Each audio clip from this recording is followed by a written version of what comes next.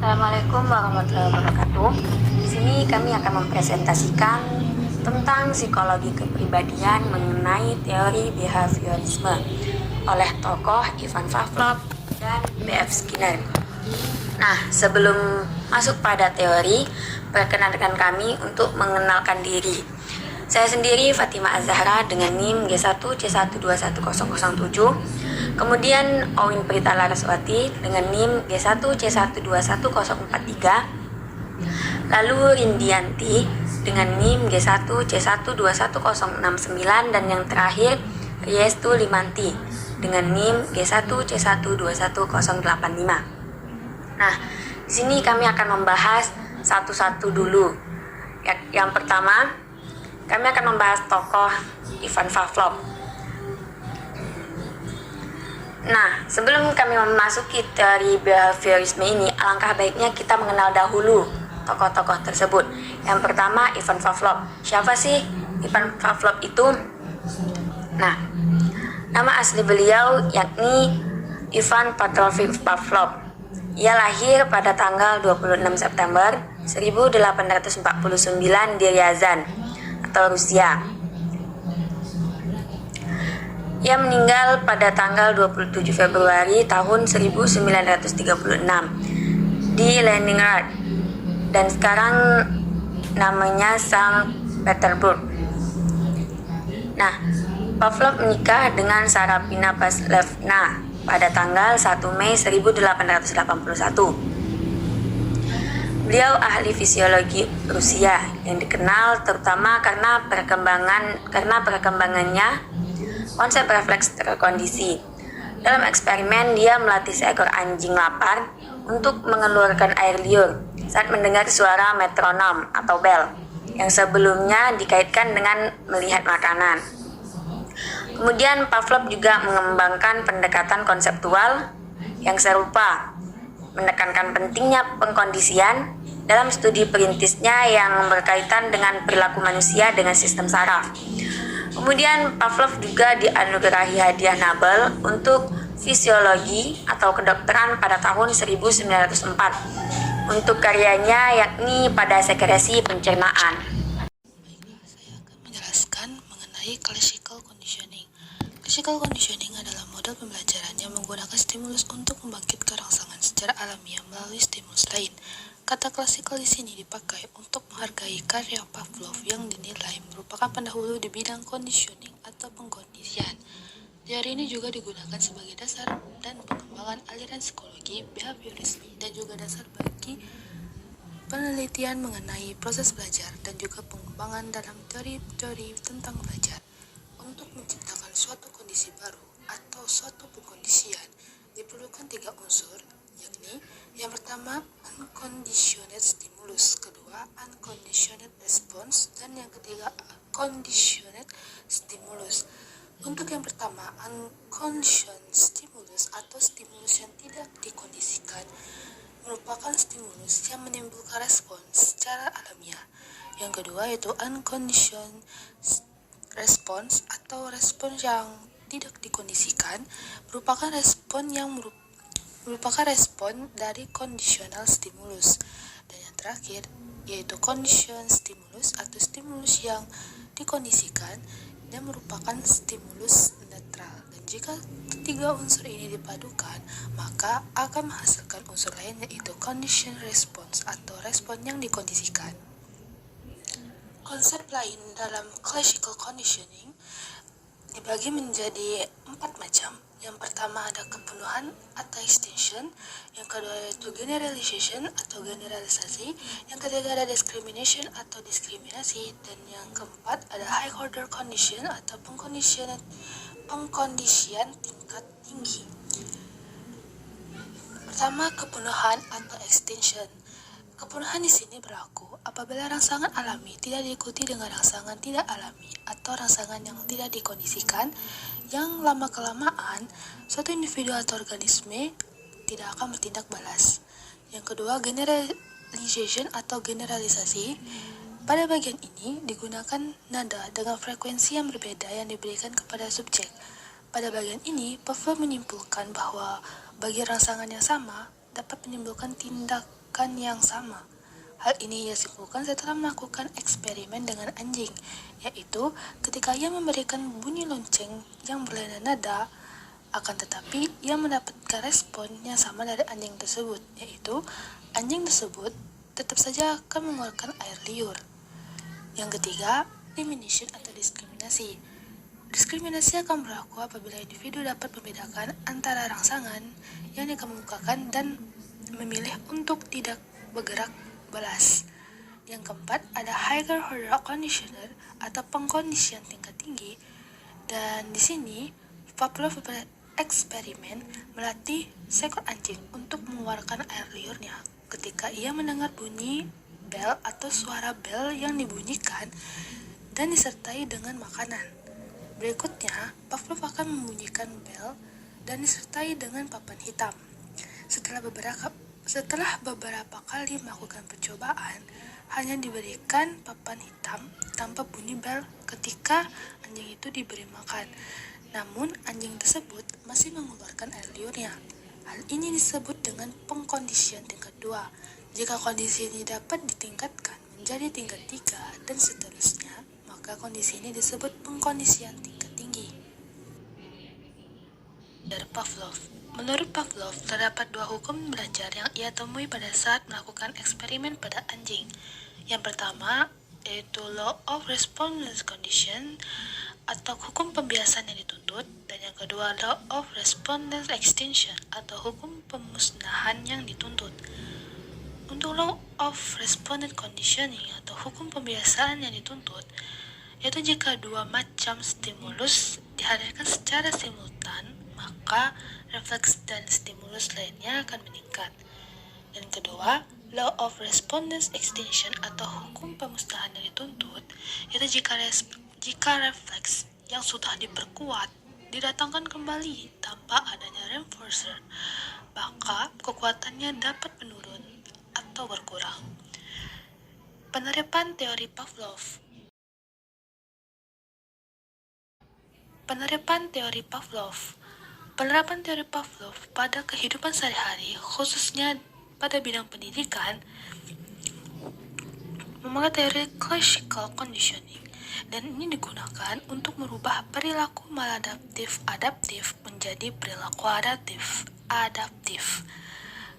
Contohnya, rasa takut siswa dengan pelajaran statistika dirubah menjadi rasa senang siswa terhadap saya akan menjelaskan mengenai tokoh Bev Skinner, di mana dalam biografinya Bev Skinner atau Bruce Frederick Skinner lahir pada 20 Mei 1904 di Susquehanna, Pennsylvania, Amerika Serikat. Bev Skinner merupakan tokoh dan pelopor behaviorisme. Pada masa kanak-kanaknya, dilalui dengan kehidupan yang penuh dengan kehangatan namun cukup ketat dan disiplin. Ayahnya adalah pengacara yang menjadi general counsel di sebuah perusahaan batubara besar, dan ibunya adalah seorang ibu rumah tangga biasa. Kakek dari ayahnya berimigrasi dari Inggris menuju Amerika Serikat. Skinner juga menunjukkan minat seni dan intelektual yang besar dan kecenderungan kuat pada seni sastra. Ketika di Hamilton College, Skinner mempelajari sastra modern dan klasik, menulis puisi, berlatih musik, menjadi pelukis, dan pemain saksofon yang handal. Skinner meraih sarjana muda di Hamilton College, New York dalam bidang sastra Inggris pada tahun 1928. Pada saat telah lulus dari Hamilton College, Skinner menjadi penulis, meskipun ayahnya mendesak agar Skinner meninggalkan karirnya. Menurut ayahnya tidak memberikan sesuap nasi. Pada awalnya, Skinner tetap bersikeras dengan karirnya itu. Namun pada akhirnya, setahun setelah menjalani itu, ia pun memutuskan menuntut ilmu di Harvard dan mengikuti program graduate untuk psikologi yang sulit dipelajarinya ketika di college. Skinner mulai memasuki kuliah psikologi di Universitas Harvard dengan mengkhususkan diri pada bidang tingkah laku hewan dan meraih gelar doktor pada tahun 1931. Dari tahun 1931 hingga pada tahun 1936, Skinner bekerja di Harvard. Penelitian yang dilakukannya difokuskan pada penelitian mengenai sistem saraf hewan, dan pada tahun 1936 hingga pada tahun 1945 ia mengejar di Universitas Minnesota. Bidang psikologi yang didalami oleh Skinner adalah analisis eksperimental atas tingkah laku. Skinner melakukan penyelidikan terutama pada organisme infrahuman, biasanya tikus atau merpati. Ia juga dikenal sebagai tokoh behavioris dengan pendekatan model instruksi langsung dan meyakini bahwa perilaku dikontrol melalui proses operant conditioning. Penelitian yang Skinner lakukan yaitu tentang respon-respon yang tidak dibangkitkan oleh stimulus atau operan, tetapi dipengaruhi oleh akibat dari respon itu sendiri atau reinforcement. Teorinya tidak hanya mendasar pada aspek fisiologis, namun juga mementingkan faktor lingkungan. Fokus pada studinya yaitu tentang subjek individual, bukan pada kecenderungan umum atau kelompok. Conditioning. Operant conditioning atau pengkondisian operan adalah suatu proses penguatan perilaku operan. Penguatan yang bersifat positif atau negatif, yang dapat mengakibatkan perilaku tersebut dapat berulang kembali atau menghilang sesuai dengan keinginan. Teori B.F. Skinner. Skinner memandang sebuah tingkah laku bisa ada dikarenakan suatu proses yang dinamakan belajar. Selain dari proses belajar, ada juga yang dinamakan pengalaman. Sehingga tingkah laku manusia dapat terbentuk apabila dilakukan stimulus atau rangsangan yang didapatkan dari lingkungannya. Stimulus sendiri tentunya akan menimbulkan sebuah respon. Hal ini dapat dicontohkan apabila kita sedang lapar dan kemudian disiapkan 2 mangkok nasi, tentu yang akan kita lakukan adalah memakan nasi tersebut. Dari hal ini, kita dapat melihat yang dinamakan respon. Saat seseorang diberikan rangsangan maupun sebuah stimulus, tentu secara tidak langsung akan menimbulkan sesuatu yang menimbulkan respon. Di dalam teori kepribadian Skinner, reinforcement dan punishment memiliki pengertian panutan yang serupa dengan pemberian hadiah, pujian, dan juga penghargaan. Misalnya saja saat orang tua melihat nilai raport anaknya dengan nilai yang bagus atau sebuah stimulus, kemudian tentunya ada perasaan bahagia atau sebuah respon, sehingga orang tua akan memberikan hadiah berupa penghargaan kepada anaknya atau reinforcement. Dari hal tersebut membuat anak tersebut lebih termotivasi untuk mendapatkan nilai yang lebih baik lagi. Dari hal tersebut dapat terlihat sebuah reinforcement yang positif. Adapun teori psikologi kepribadian yang dimaksud dengan reinforcement negatif yang bisa diartikan sebuah hambatan, menunda memberikan penghargaan saat nilai anak bagus. Pada reinforcement negatif, saat anak mendapatkan nilai yang lebih baik, akan diberikan hadiah. Namun saat dia mendapatkan nilai yang bagus kembali, akan tetapi tidak diberikan hadiah seperti saat awal mendapatkan nilai yang bagus. Tentunya dia akan menjadi sangat bingung dan bertanya-tanya. Adapun reinforcement negatif berupa saat anak tidak menyelesaikan tugas rumah dengan baik, kemudian jangan menghukum dengan hukuman fisik. Lebih baik memberikan tambahan tugas sehingga dia akan takut. Behavioristik, yang merupakan 3 asumsi dasar di mana asumsi yang pertama dan juga kedua dijelaskan untuk menjadi silgi pada umumnya, termasuk juga dalam asumsi semua pendekatan. Di antaranya, tingkah laku yang mengikuti sebuah hukum tertentu. Ilmu merupakan sebuah usaha dalam menemukan keteraturan menunjukkan peristiwa tertentu secara teratur dengan peristiwa lain. Macam-macam tingkah laku dalam psikologi juga dibedakan menjadi 2, yaitu 1. Tingkah laku yang dapat diramalkan atau behavior can be predict. Di dalam sebuah ilmu bukan hanya dapat menjelaskan, akan tetapi juga dapat meramalkan dari peristiwa yang akan datang. 2. Tingkah laku yang dapat dikontrol atau behavior can be controlled, di mana ilmu dapat diantisipasi dan juga ditentukan untuk membentuk sebuah tingkah laku seseorang. Skinner juga sangat ingin memanipulasinya. Struktur kepribadian. Skinner merupakan tokoh yang memang tidak memiliki ketertarikan terhadap struktural dari kepribadian, karena menurut Skinner hal itu dapat didapatkan dari sebuah ilusi yang dapat dijelaskan dan diprediksi dengan sebuah tingkah laku di dalam kepribadian. Namun tingkah laku dapat dirubah juga dikontrol dengan mengubah suatu lingkungan. Dalam hal ini juga Skinner menitik beratkan ke dalam tingkah laku yang dapat dirubah. Unsur kepribadian menurut Skinner yang relatif tetap adalah tingkah laku dan dapat diklarifikasikan menjadi 2 diantaranya. 1. Tingkah laku dari responden atau responden behavior merupakan respon yang dihasilkan untuk dapat menjawab sebuah stimulus yang memiliki hubungan dengan spontan, termasuk di dalamnya respon refleks tingkah laku. Yang kedua, operan atau operant behavior merupakan merupakan sebuah respon yang dimunculkan sebuah organisme dengan tidak adanya stimulus yang secara langsung memaksa terjadinya suatu respon. Di dalam formulasi sistem tingkah laku, Skinner juga membedakan dua tipe respon tingkah laku, yaitu responden dan juga operan. Tingkah laku responden sendiri merupakan sesuatu yang spesifik dapat ditimbulkan dengan stimulus yang dikenal. Dinamika kepribadian. Pertama, kepribadian dan belajar. Kepedulian dari Skinner tentang suatu perubahan tingkah laku, sehingga teori Skinner merupakan teori pembelajaran di mana seorang individu memiliki tingkah laku yang baru, menjadi lebih terampil, menjadi lebih tahu pada kehidupan terus-menerus dihadapkan tentang suatu situasi eksternal yang baru. Kedua, ada generalisasi dan diskriminasi. Stimulus merupakan sebuah proses timbulnya dari stimulus yang berupa dengan stimulus yang seharusnya dapat menimbulkan sebuah respon. Diskriminasi stimulus sendiri merupakan sebuah kemampuan yang dapat membedakan suatu stimulus yang membuat stimulus menjadi tidak diberi respon, meskipun serupa dengan stimulus yang diberi penguat. Ketiga, tingkah laku dan kontrol diri merupakan sebuah prinsip pendekatan di mana tingkah laku disebabkan dan juga dapat dipengaruhi oleh suatu variabel eksternal. Tidak adanya suatu di dalam diri seseorang dalam bentuk kegiatan internal yang nantinya dapat mempengaruhi tingkah laku kontrol diri sendiri. Bukan merupakan sebuah kekuatan yang terdapat di dalam diri, namun bagaimana diri dalam diri kita mengontrol variabel yang nantinya akan menghasilkan sebuah tingkah laku. Selanjutnya ada prinsip behavioristik.